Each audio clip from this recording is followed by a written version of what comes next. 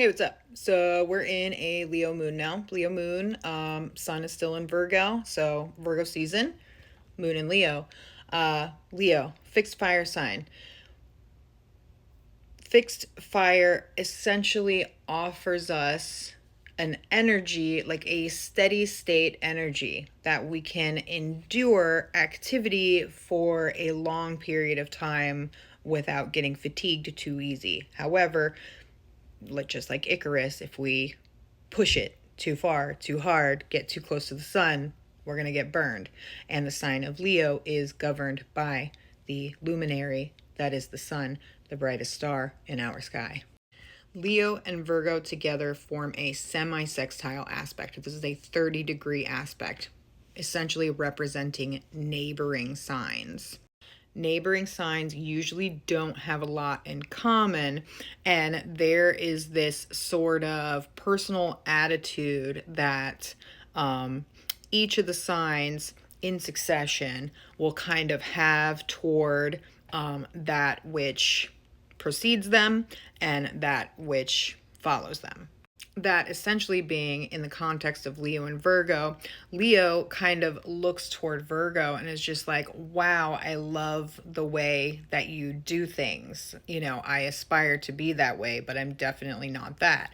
Whereas Virgo would kind of look back at Leo and just be like, ooh, you're a little too much for me. I don't know. Been there, done that. Don't want to go back, you know? And this applies to all the neighboring signs.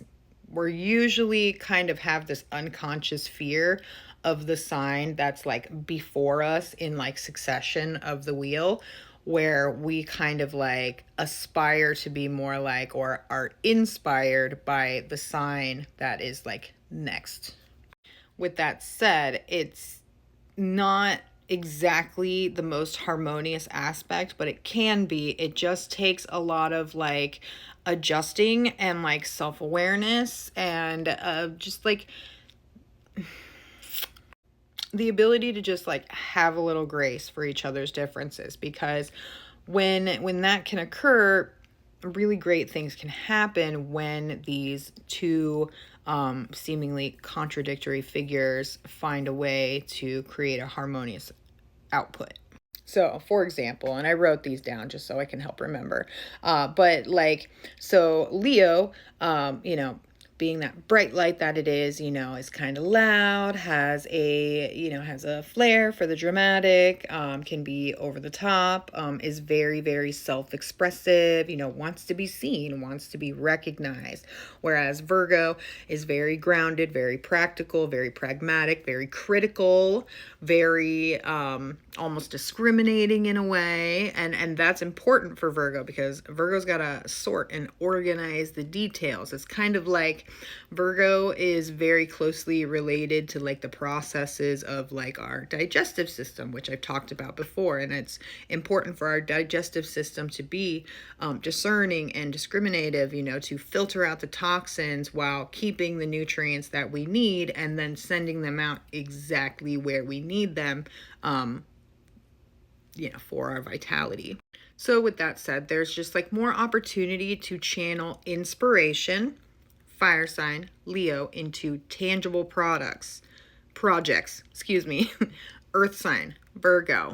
So like organizing Virgo, creative spaces Leo, refining Virgo, artistic work Leo, or adding like a personal touch or a personal flair to like practical tasks. Like, so say you've got to mop the floor, but you decide to turn some music on and you turn it into a concert. That's a good example. And then lastly, being that it is the moon that is transiting through the sign of Leo, the moon often kind of sets the tone for how we feel and express ourselves emotionally, like throughout the collective. I mean, everybody's going to experience it in their own way, which is going to be very different from, everyone else. But there is like a general theme.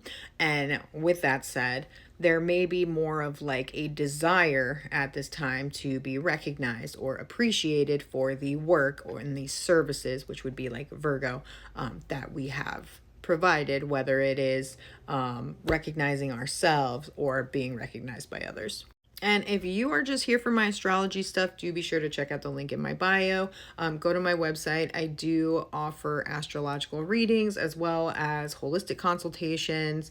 And you can also get like a free 30-minute consultation if you want to get to know me and what I can offer you a little bit more.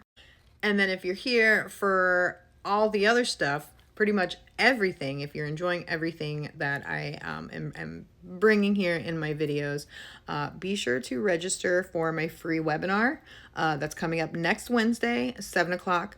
So September 24th, 7 o'clock Central Time. That is a Wednesday night. And I'm doing a class on the medicine of taste. You can go back through a few of my other videos where I've talked about it, but in brief, the different tastes of our food have direct influences on our physiology, which affect the quality of our energy overall. Different tastes have warming effects, other tastes have cooling effects, some have drying effects, some have wetting, moistening, hydrating effects. Words. And if you are like into holistic health, self-healing, self-awareness, self-sustainability, this is a really, really good and important thing to learn, because you can eat things a little more intentionally and not just based on their nutrient content alone, but knowing exactly what the flavors of those foods are also providing. So hopefully I'll see you there. No, you're not going to be put on an email list or anything crazy like that when you register. Basically, you just enter your email and you're going to get a reply back with the Zoom link and the password. Because if you don't register, you won't be able to come because it's not going to be here. Okay, I've taken enough of your time. Thanks so much. Have a good night.